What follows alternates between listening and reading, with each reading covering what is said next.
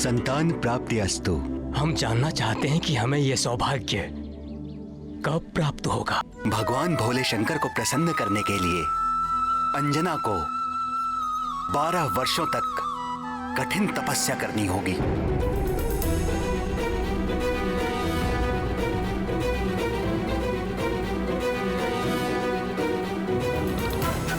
यहां से दक्षिण में त्रिलिंग देश में वेंकटाचल नामक पर्वत है, जिसे वाराह क्षेत्र भी कहते हैं। भगवान श्री विष्णु के तीसरे अवतार श्री आदि वाराह ने पृथ्वी का उद्धार करने के पश्चात उसी स्थान को अपना सतत निवास स्थान चुन लिया था।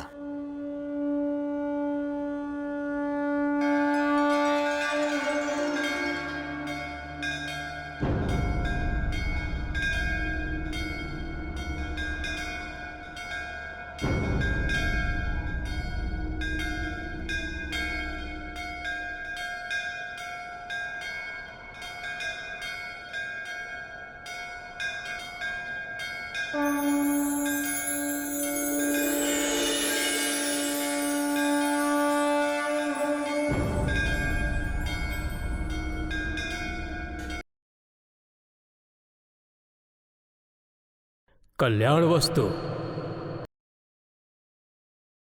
उसके उपरांत आकाश गंगा तीर्थ में स्नान करके तपस्या आरंभ करना। भगवान उमाकांत अवश्य कल्याण करेंगे।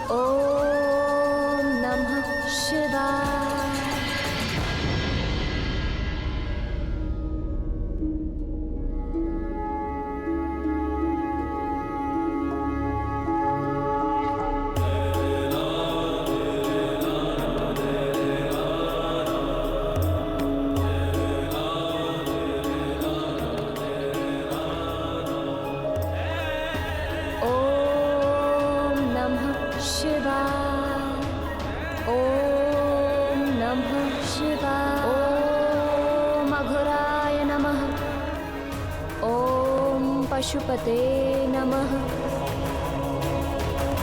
ओम नमः शिवाय।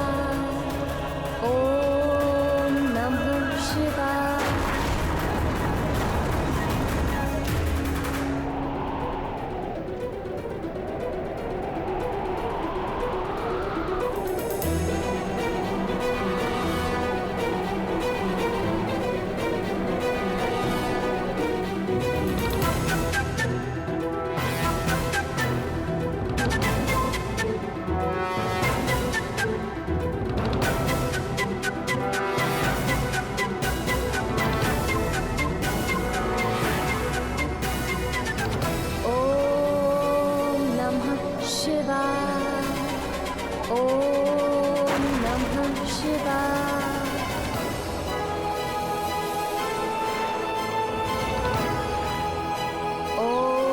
पशुपते नमः। इसी प्रकार कठोर तप करते हुए 12 वर्ष व्यतीत हो गए। अंजना की इस घोर तपस्या को देख देखकर करुणामयी जगत जननी भगवती पार्वती का हृदय निरंतर पसीजता रहा, किंतु कैलाशपति भगवान आशुतोष अपनी समाधि से बाहर आने का कोई संकेत तक नहीं दे रहे थे। अंततः सत्व मूर्ति शैल पुत्री का धैर्य छूटने लगा।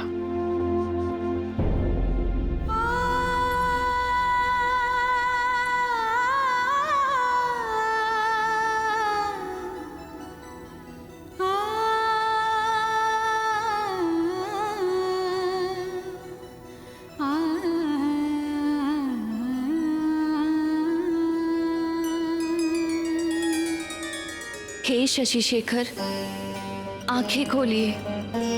अंजना के तप से समस्त लोग कंपित हो उठे हैं। हे दीनानाथ, आप तो आशुतोष हैं, अपने भक्तों पर शीघ्र प्रसन्न हो जाते हैं। फिर अंजना के घोर तपस्या को तो 12 वर्ष बीत चुके हैं प्रभु, आप कब प्रसन्न होंगे? उस दीन के प्राण संकट में है दीनबंधु, दया कीजिए। आपके अंश का अवतार काल भी निकट आ पहुंचा है। आंखें खोलिए स्वामी और उसे उसकी तपस्या का फल दीजिए। आंखें खोलिए स्वामी और उसे उसकी तपस्या का फल दीजिए।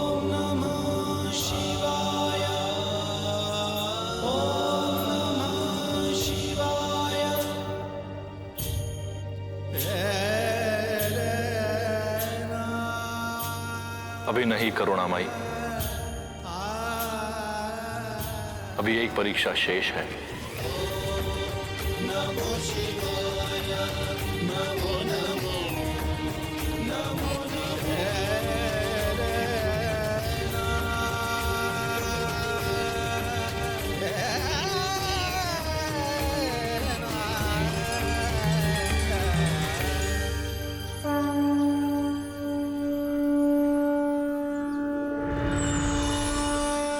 अंजना, तुम्हारा कल्याण हो पुत्री।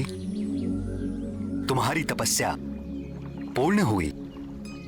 आंखें खोलो पुत्री।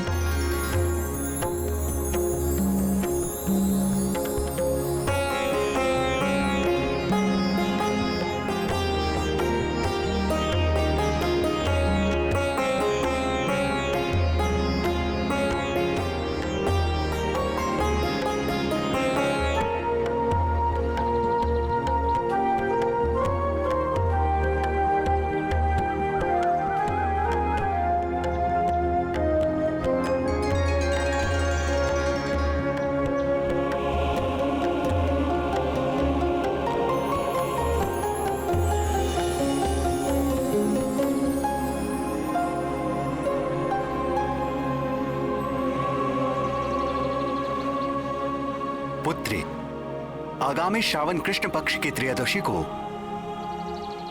देवाधिदेव महादेव साक्षात तुम्हें दर्शन देंगे और आशीर्वाद प्राप्त होगा। उनके स्वागत का प्रबंध करो पुत्री। और ध्यान रहे पुत्री, भगवान भोले शंकर के सत्कार में कोई त्रुटि ना होने पाए।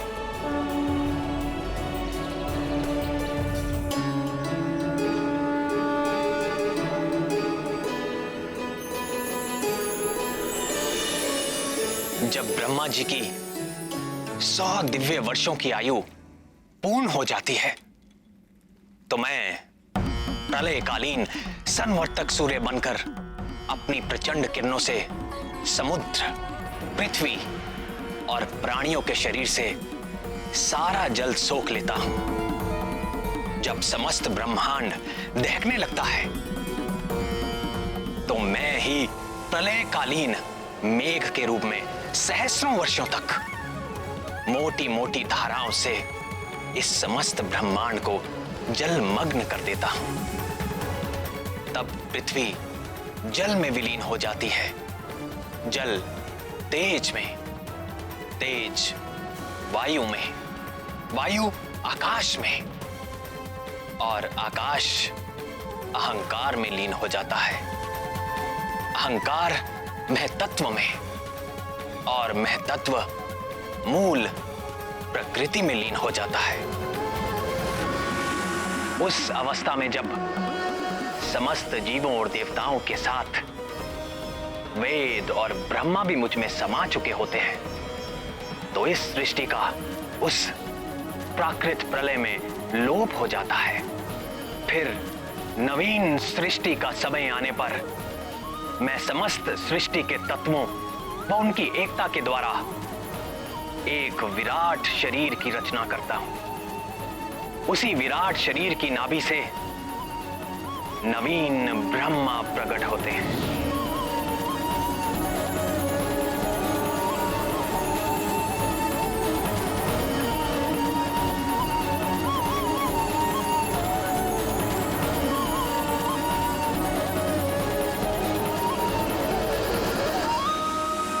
अगली प्राकृत सृष्टि के आरंभ में प्रिय हनुमान ब्रह्मा बनकर अपने इस जन्म में अर्जित ज्ञान, विज्ञान और मेरी प्रेरणा के आधार पर वेदों व पुराणों को धारण करेंगे। तत्पश्चात रजोगुण का आश्रय लेकर संकल्प शक्ति मात्र से सृष्टि कार्य में संलग्न होंगे और भुआ और स्वः नामक त्रिलोकी की रचना करेंगे। और फिर प्रजापतियों के माध्यम से वृक्षों, पशु पक्षियों, मनुष्यों की सृष्टि के साथ देवता, पितर, असुर, गंधर्व, अप्सरा आदि की देव सृष्टि भी करेंगे। अपने आराध्य श्री राम के गुणगान और उनकी सेवा के अतिरिक्त महाबली हनुमान के हृदय में और कोई अभिलाषा नहीं। उनके लिए सारा संसार सिया राममय है। वो चुटकी बजाकर अपने प्रभु की उबासी दूर भगाएं या ब्रह्मा होकर सृष्टि करें, सब कुछ उनके लिए राम काज ही है। हनुमान जी की इतनी महिमा सुनकर मेरे मन में उनकी बाल लीला सुनने का चाव और बढ़ गया है। किंतु प्रभु, उसके पहले उनके जन्म की कथा तो पूरी कीजिए। भगवान भोलेनाथ ने कब और कैसे अंजना को आशीर्वाद देके उसकी मनोकामना पूर्ण की, थोड़ा विस्तार में बताइए ना प्रभु। हाँ श्याम सुंदर, महादेव ने माता पार्वती से कहा था कि वो एक और परीक्षा लेना चाहते हैं। फिर क्या हुआ?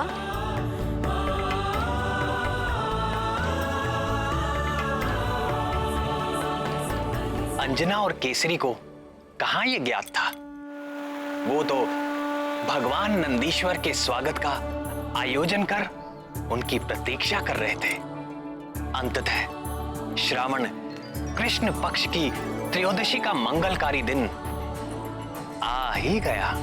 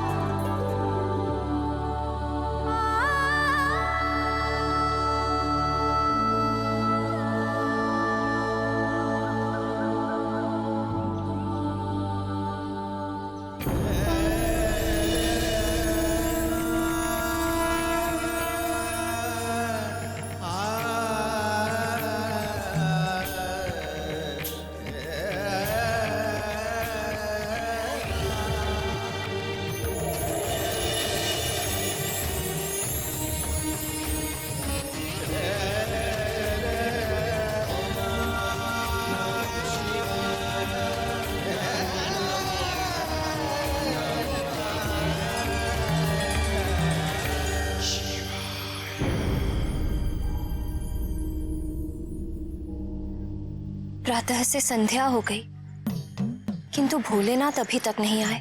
भक्ति भिक्षाम देहि, भवति भिक्षाम देहि।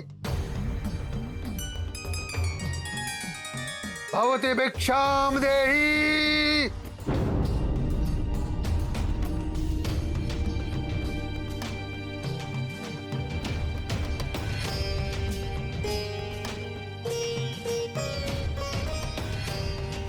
भवति भिक्षाम देहि।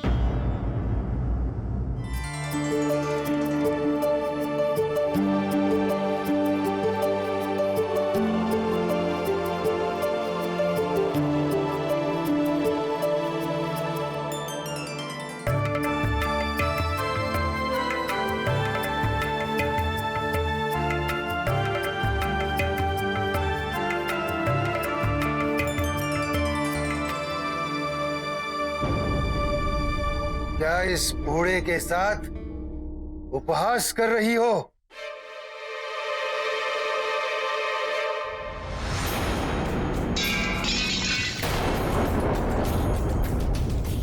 तेरे आधे दांत टूट चुके हैं, आधे दांत सड़ चुके हैं। मुझे रसीले पकवान खिलाओ। रसीले पकवान? ऐसे अनजान बनने का नाटक मत करो।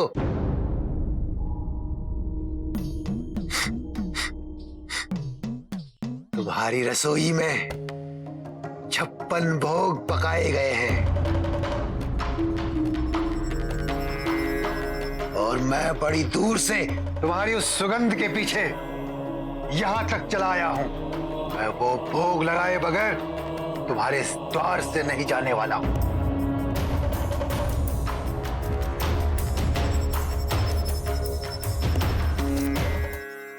क्षमा करें बाबा, आज हमारे घर में एक विशेष अतिथि आने वाले हैं और ये सारा आयोजन उनके स्वागत के लिए किया है। तुम कह रहे हो कि मैं अतिथि नहीं हूं? मैं बूढ़ा, दरिद्र, करूप हूं, इसलिए वो अतिथि नहीं होता जिसको न्योता देकर बुलाया जाए। अतिथि वही होता है जो बिना बुलाए किसी भी तिथि में चला जाए। नहीं नहीं बाबा, मेरी बात का अर्थ यह था कि ये सब हमारे इष्ट नहीं, अनिष्ट होगा तुम्हारा। मेरे समान बूढ़े दरिद्र भूखे को भोजन न करा के कोई भी इष्ट प्रसन्न नहीं होने वाला। बोलो, कराते हो 56 भोग? तो मैं चला।